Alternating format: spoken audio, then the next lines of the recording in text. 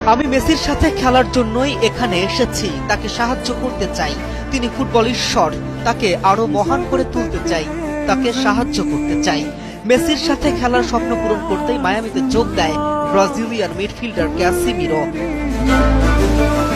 রাজনৈতিক বৈরিতা আছে, দুই দেশের মধ্যে রাইভেলরিও আছে, তবে মেসি যে সবকিছুর ঊর্ধ্বে, মেসি যেন সবার।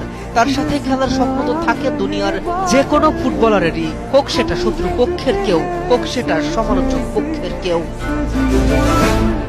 রিয়াল মাদ্রিদে থাকাকালে বছরের পর বছর লিওনেল মেসিকে থামানোর পরিকল্পনা করেছেন, কিন্তু এবার প্রতিপক্ষ নয়, একই ড্রেসিং রুমে বসে সেই মেসির প্রশংসায় পঞ্চমুখ ব্রাজিলিয়ান মিডফিল্ডার ক্যাসেমিরো।